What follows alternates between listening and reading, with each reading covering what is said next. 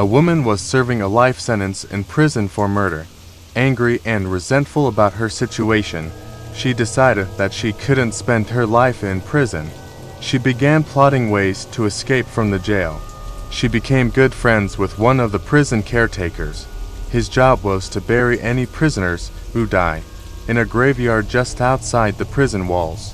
Whenever a prisoner died, the caretaker rang a bell, which was heard by all of the prison inmates. The caretaker then got the body and put it in a casket. Next, he entered his office to fill out the death certificate before returning to the casket to nail the lid shut. Finally, he put the casket on a wagon to take it to the graveyard and bury it. Knowing this routine, the woman devised an escape plan and shared it with the caretaker. The next time the bell rang, the woman would leave her cell and sneak into the dark room where the coffins were kept. She would slip into the coffin with the dead body while the caretaker was filling out the death certificate. When the caretaker returned, he would nail the lid shut and take the coffin outside the prison with the woman in the coffin along with the dead body. He would then bury the coffin. The woman knew there would be enough air for her to breathe until later in the evening, when the caretaker would return to the graveyard under cover of darkness, dig up the coffin, and set her free. The caretaker was reluctant to go along with this plan, but since he and the woman had become good friends over the years, he agreed to do it. The woman waited several weeks for one of the other prison inmates to die. One night, she was asleep in her cell when she heard the death bell ringing. She got up, picked the lock of her cell, and slowly walked down the hallway. She was nearly caught a couple of times. Her heart was beating fast. She opened the door to the darkened room where the coffins were kept. Quietly in the dark, she found the coffin that contained the dead body, carefully climbed into it, and pulled the lid shut to wait for the caretaker to come and nail the lid down. Soon she heard footsteps and the pounding of the hammer and nails. Even though she was very uncomfortable in the coffin with the dead body beneath her, she knew that with each nail, she was one step closer to freedom. The coffin was lifted onto the wagon and taken outside to the graveyard. She could feel the coffin being lowered into the ground. She didn't make a sound as the coffin hit the bottom of the grave with a thud. Finally, she heard the dirt dropping onto the top of the wooden coffin, and she knew that it was only a matter of time until she would be free at last. After several minutes of silence, she began laughing quietly. Feeling curious, she lit a match to find out who's the dead person beside her. To her horror, she saw that she was on top of the caretaker.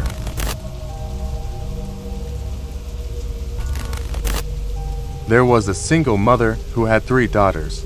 The youngest daughter was diagnosed with an inoperable brain tumor. The doctors broke the bad news to her mother. They told the poor woman that her daughter had only 3 months to live. The family were devastated by the horrible news.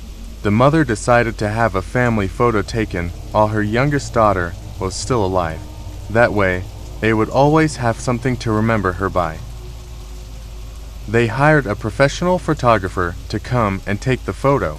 The family posed with the youngest daughter sitting in the middle of the picture and her mother and older sisters arranged around her. Afterwards, they had it framed and hung it over the fireplace in the living room.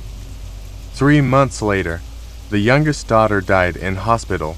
Her mother and her 2 sisters were at her bedside when she passed away. The funeral took place 2 days later. After the funeral, the mother was sitting in the living room when she happened to glance up at the family photo over the fireplace. She was horrified to discover that her daughter's face in the photo was shifting and changing. It looked distended and deformed, almost demonic. They brought the family photo to the professional photographer and complained. He said he had no explanation for why the photo would suddenly change, making the dead child appear so grotesque. The mother was at her wit's end. She took the family photo to a psychic and begged the psychic to tell her what was wrong. The psychic took one look at the family photo and recoiled in horror. "I'm sorry to have to tell you this," said the psychic. "Unfortunately, your daughter fell into hell."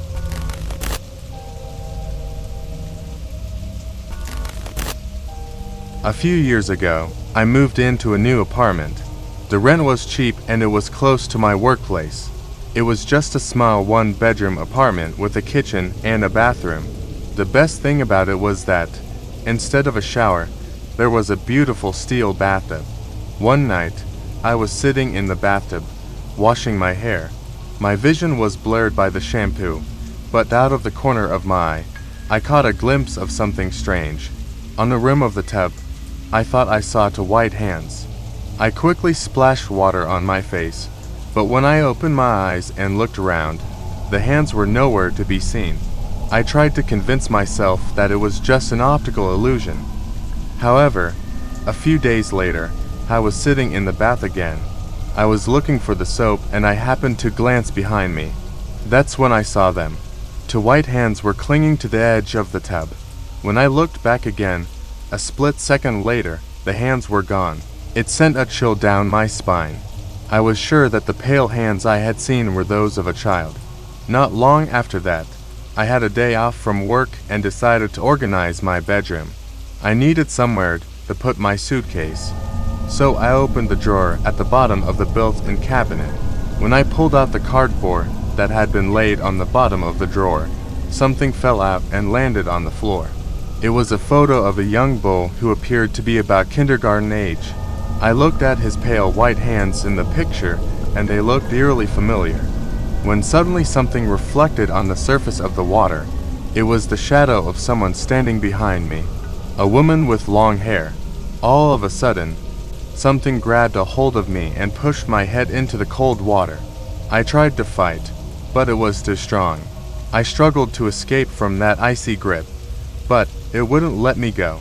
I couldn't breathe and my lungs felt like they would burst. I was terrified I was going to drown. Flying into a panic, I kicked my legs, but there was nothing behind me to kick. I twisted my body and thrust my hands out, trying as hard as I could to lift myself out of the tub. With all my strength, I managed to pull my head out of the water and, gasping for breath, I spun around. There was nobody there. The bathroom door was closed. I turned the handle to open it, and that's when I felt something touch my leg. I looked down and saw a small, white hand gripping my ankle. I let out a scream and ran out of the bathroom. The apartment was completely empty. I rushed out the door and went to stay at a friend's house for the night. I was plagued by questions. Who lived there before I moved in? What happened there? I tried to ask the landlord, but he wouldn't talk about it.